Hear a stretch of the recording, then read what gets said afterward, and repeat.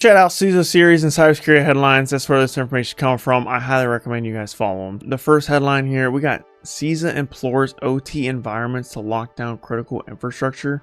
The agency is seeking to get attention from companies with operational technology environments to get them to set a better cybersecurity posture, noting an increase in attacks this year, 87% year over year, according to Dragos.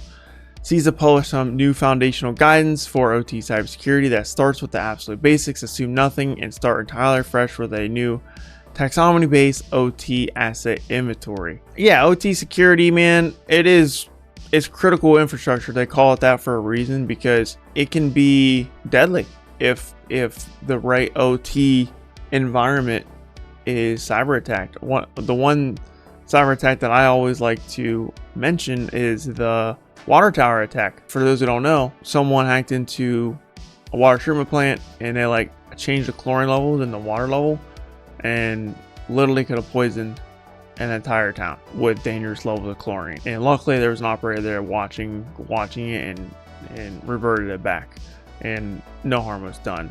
But when it comes to OT, that's operational technology, by the way. Think like power plants, water treatment plants, oil refineries, industrial technology. There's a lot of harm that can be done, and I've said this before, but I haven't said it enough. But in my opinion, it's a matter of time before cyber criminals turn into cyber terrorists and they actually start using cyber attacks to cause death and bodily harm. We haven't seen that a lot. I mean, it might have happened, but from my understanding, I haven't seen that anywhere, and it hasn't happened in the news recently. But in my opinion, it's gonna happen eventually if these OT environments aren't locked down. Look, 87% increase year over year for more attacks. One of these cyber criminals is going to hack into a water treatment plant, poison a town, hack into a power plant, shut down power, and maybe cause explosions. I came from oil refinery before I was in cybersecurity, and those things are very dangerous. And if they're not properly maintained, if they're not operated correctly, these operators that was in the oil refinery, they made a lot of money, because if they didn't operate the oil refinery or the chemical plant the right way, there would be actual explosions, and it can cause a very significant explosion. And obviously when there's explosions, death and bodily harm can and will happen. So in my opinion, I just think there's going to be a cyber attack one of these days. It just is going to cause it, and that's going to be a pivotal turning point in the cybersecurity field. Luckily, it hasn't happened yet. I'm not hoping that happens, right? To just get more business out there, right? I'm not hoping for that. I'm just being a realist, and I think it's a possibility. And as time goes forward, it becomes more of a possibility. And you're seeing right here, 87% increase year over year. This is very concerning, in my opinion. Very concerning, and I hope that you guys, if you're watching and listening in the OT sectors, your job is way more serious than us working in IT. IT and OT is totally different things. In OT, there's not a lot of training out there, and it's hard to get into. And I don't know much about OT, to be honest with you. And if you focus on OT, I think there's a lot of room to really make a huge career out of it, if you ask me. So if you want to have more of a higher impact in your career as a cybersecurity professional, OT honestly needs you the most, because like I said, if someone hacks into a corporate network, what's the worst that can happen? We get some credit card data leaked out. It's not death and bodily harm, it's identity fraud, which sucks. But at the end of the day, I'd rather have someone steal my identity than hack my water and poison me. You know what I mean? Yeah, we'll see how it plays out, hoping for the best, obviously. And I really hope that more people get into OT. And that's one area that I haven't really explored too much when it comes to cybersecurity. And I know there's not a lot of OT cybersecurity professionals out there, and it's highly needed. So these are the real heroes of cybersecurity, in my opinion, if you're working in this field. Moving into the next article. So this new clickjacking is so dumb. A new study shows that browser extension password managers can be tricked into giving up your logins with just one click. Security researcher Marek Toth calls it a form of clickjacking. It's the same principle, but instead of tricking you into clicking a malicious button, your click triggers visible login fields injected into the page's DOM document object model. When that happens, the extension may think it's a real form and autofill your saved username and password, two-factor codes, or even credit card details. This trick only works if the attacker is on domain or subdomain your password manager already trusts.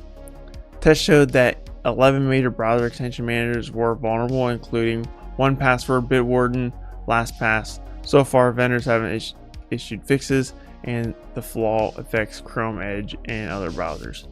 Man, this is tough because so many people are saving their passwords and password managers, and even in their browsers. So my recommendation here is like, don't save your passwords. Like especially like if Google Chrome's like, hey, you want to remember this, or Firefox.c2, hey, do you remember this password? Always click no. Always. Password managers, a lot of people consider them secure. For me, I actually don't think password managers are that secure. And here's a fun fact, and I'm not ashamed to admit this, but in my personal life, I do not use a password manager. I memorize as many unique passwords as I possibly can, and then for accounts that aren't critical, like if I just assume that they are, if a threat actor got that password and got into that account, like it's not a big deal to me, because there's a lot of things that you sign up for that you just, it's not linked to, it doesn't have any of your personal information, it's just an account. I'll reuse passwords for those for non-critical accounts, but for critical accounts, they all have unique passwords. And I just memorize them, dude, because LastPass has been breached several times. It's just a treasure trove of information, dude. And threat actors know this, and that's why they are prime targets for them to attack.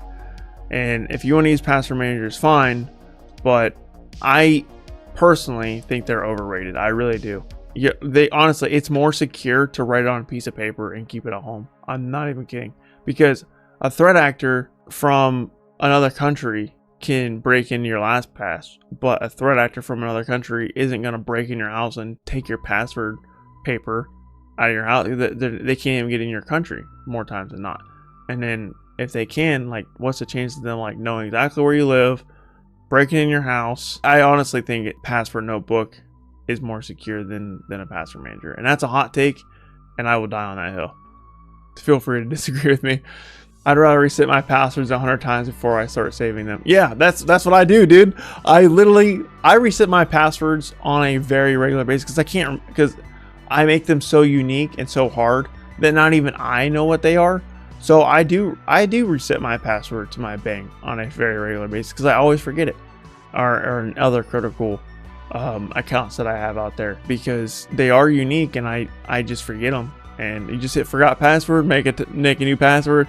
And yeah, I mean, if you do that every time, like, that's the top-notch security. Like if you like generate a random number, like random password, reset your password every single time, top-notch security, if you ask me. That takes a lot of effort, but I mean, it don't take that much time to reset your password nowadays if you really think about it. And I do it all the time because my passwords are so long and complicated. And I can't remember them half the time, and I'm like, man, did I put a lowercase this or the, and I was like, man, I can't remember. By the time I try it 3 times, I'm like, all right, reset password.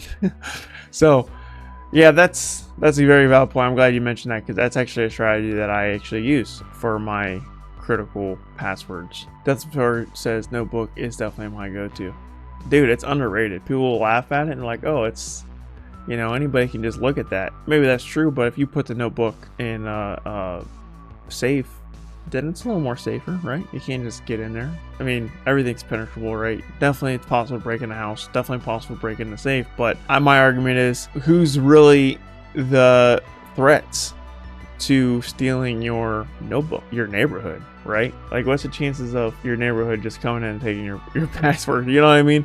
It's there, it exists, obviously, but your neighborhood's a lot smaller than the rest of the world, right? If you put your passwords in a password manager, then the threats can come from anywhere.